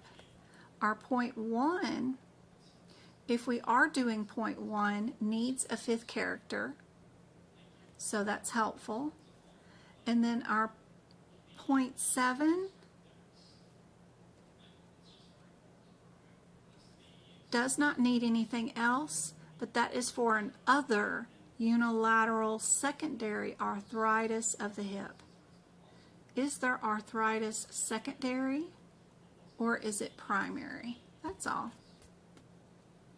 Our 0.2 means it's of the left hip. And if you know a little bit about ICD-10 codes, our 5th or sometimes even our 4th digit can matter in diagnosing. Usually our rights are the number 1, our left is number 2, or bilateral is number 3. So knowing that left is the 2 in this one does mean that that's probably the answer too. Also another indicator. But technically they were wanting to see if you understood also that their DJD was primary versus a secondary DJD code. So that's kind of cool.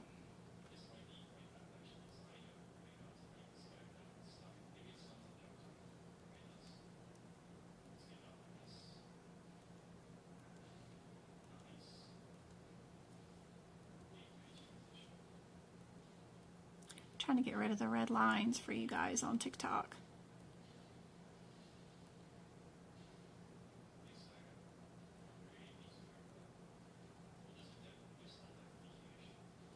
Got rid of some of them, but I can't get rid of the other ones. Whoops. Here we go. Okay, why are you acting that way?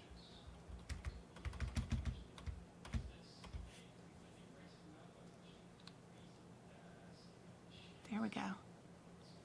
C is our answer.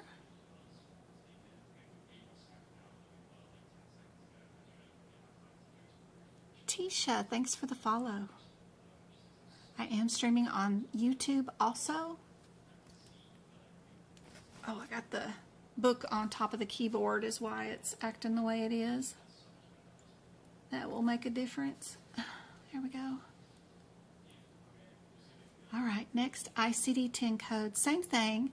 Would I be in the R's, which are symptoms, or would I be in my stomach or tummy area?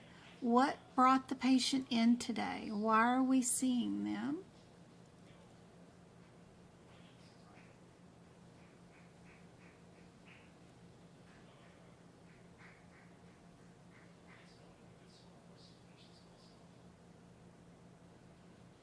You like the little logo? I had an artist on Fiverr do her up. I thought she was great. I think so too. This was my oldest son's idea. He said I should teach with one of these things because I guess all of his gaming streamers do. You know, they have these like cool characters with flaming wings and things that you know are gamers, and they stream with these little characters. So he thought I should have one too. So I like her. I really do. I think she's cute. Now, if I could get our little monster, I need to get him a little drawing one too. That would be fun too. Our little green guy. I still haven't named him. I gotta name him. What are we gonna name him? We gotta name him something. Our little monster. Be fun to have him there too.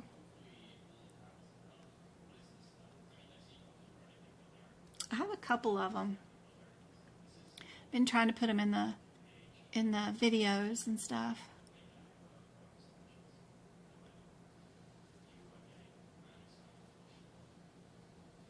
So we've got our patient's diagnosis is, post-operative diagnosis is acute appendicitis with peritoneal abscess. Is there a combo code for both of those together? So you know that's not a symptom, right? So it's got to be our differences between the K35-8 and the K35-9. So you can just run to those codes real quick. K's were the pinks, was that right? Or no? That was musculoskeletal.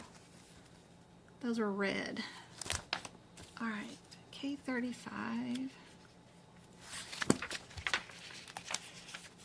So stop off at our K35. That's our guideline alert. If there is anything, I don't see anything. It says that we are required to at least have a fourth character. The 3 is an acute appendicitis with localized perioditis, and then the 3 is a local abscess. Yeah, that's cool. And then our 8 is other or unspecified. They're always asking a difference between the other or NES, NOS, those kind of codes. We do have a specified diagnosis that's pretty specific, and if there is a code for it, we should pick it instead of picking an NES code or an NOS code. So our D does list both of those diagnoses into one code right there. Yep.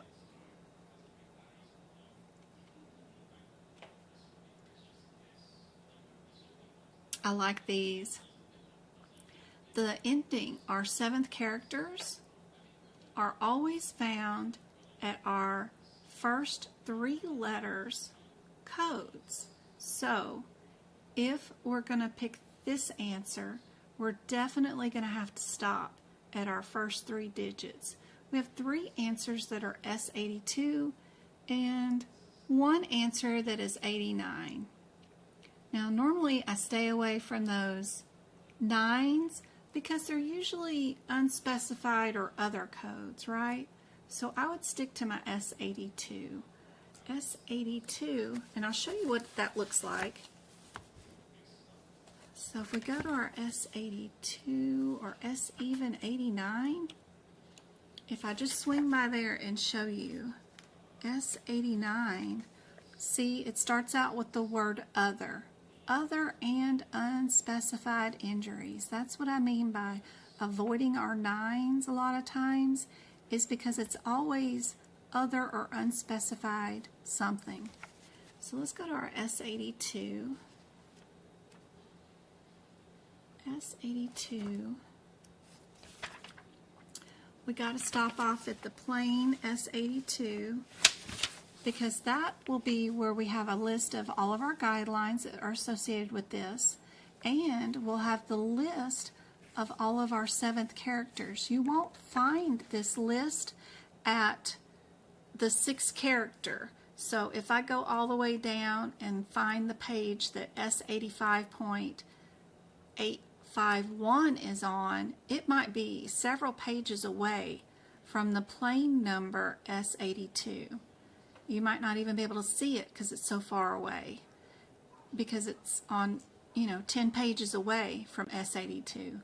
But that's the only place you're going to get that last digit info from, is way back here where this is at. So stopping off at your S82, that will let you figure out what your last letter is going to be. S is our sequela for late effect.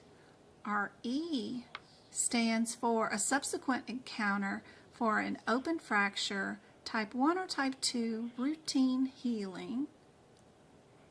And then our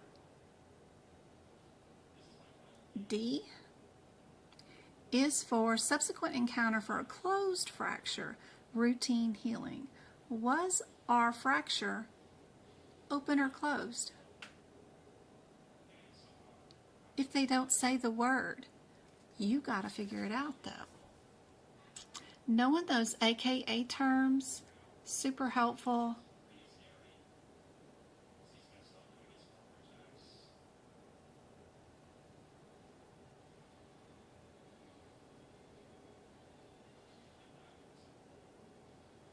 Your type 1, type 2, type 3. I have a list. If you turn to page 1120, this is a page that I tab at the top, the very, very top, because it has a list of all the fractures in a little picture format that I really like, and it's got your transverse, linear, oblique, spiral, green stick, commuted, a list of those fractures in a picture form, shows you what they look like. I like that. It's just kind of handy as far as fractures go. What do you guys think is your answer? I've done it 8 times. What has she done 8 times?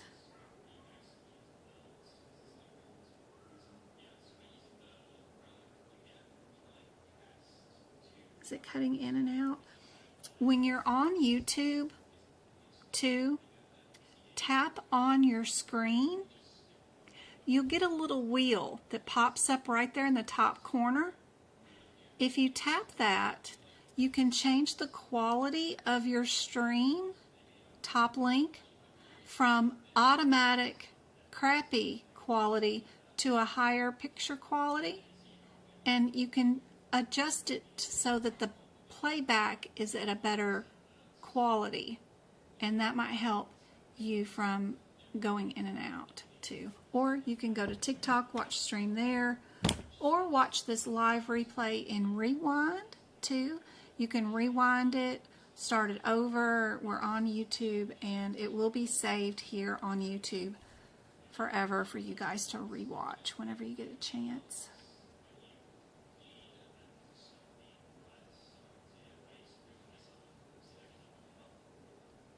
So what do you guys think is the answer for this one?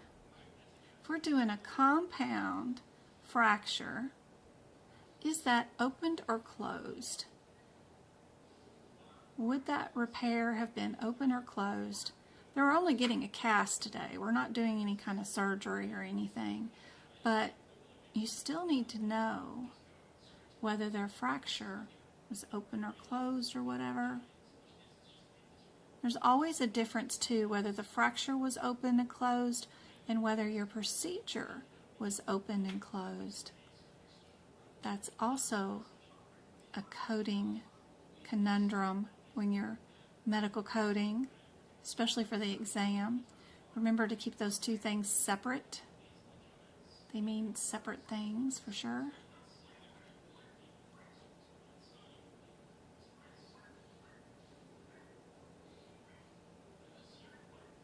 B is your answer. Yep. Good job. Perfect. We got time for one more, and then I will be back for a free live lesson on Monday, 4 o'clock, same time, here on YouTube and on TikTok. I've got classes Sunday, 2 of them, and then Saturday I'll be prepping for that, and for our workshops that we're going to have next Saturday and the Saturday after that. Remember, if you need a workshop on just E&M and want a deep dive, 4-hour long, how do I do E&M? That's happening on the 21st. And then if you need a workshop where you just need to see if you're ready to take your certification exam, I've got a mock exam workshop on the 28th that if you show up and don't know what any of the questions are, and you can do them with me in the same pace as the certification exam and get 90% of them correct, then you know you're ready for the exam, because I'm going to cover all 18 areas of the medical coding exam with questions in all 18 areas. So let's look at this one. CAD. Oh, have y'all ever tried to look coronary artery disease up in the ICD-10 index? All right. Luckily, we don't have to do that because we've got the available answers right here in front of us. We can run straight to the codes in our circulatory system, go to our I section. We can look at our differences between our I-20 and I-25, but you know, it's probably going to be one of the I-25s because there's a bunch of them. I-25 is chronic ischemic heart disease. Our I-20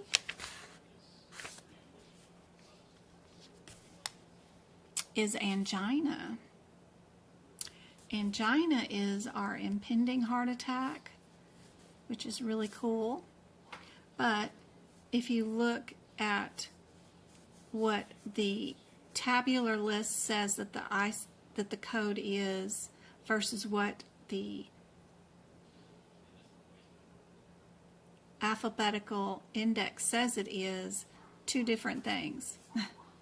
The alphabetical index says it's impending heart attack, but back here it says it's angina. It doesn't say anything about impending heart attack, which is so confusing.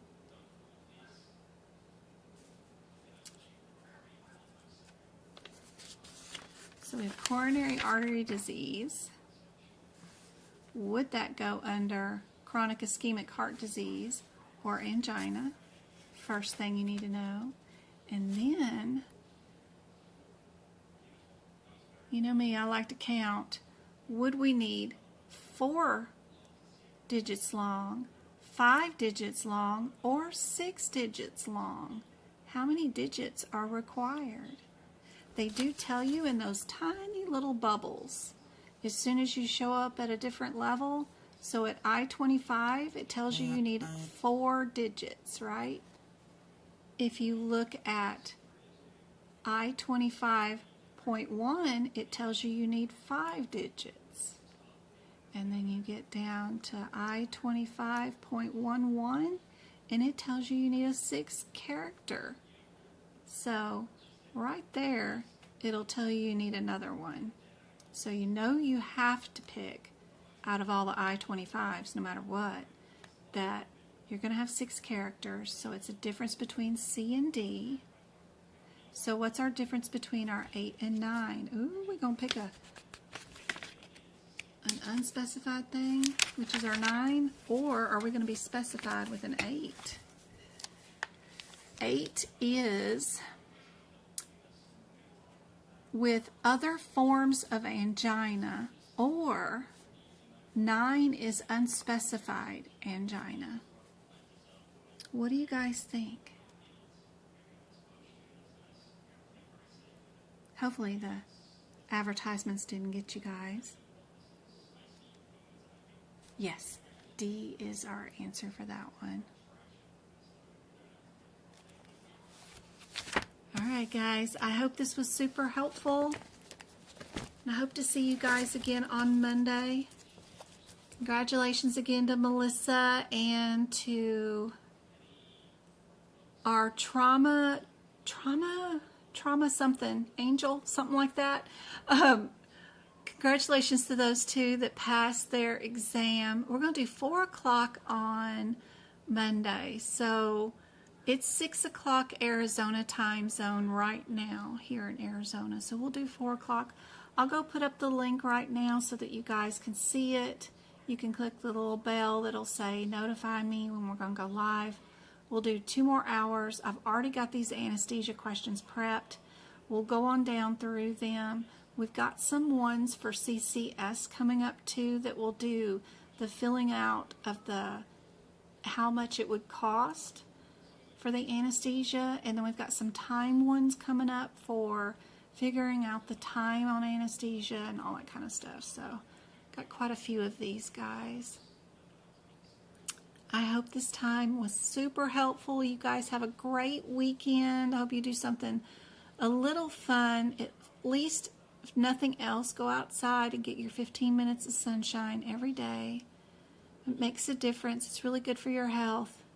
And I love you guys. I will see you on Monday, if I don't see you in my courses on Sunday for Sunday lessons. See you guys later.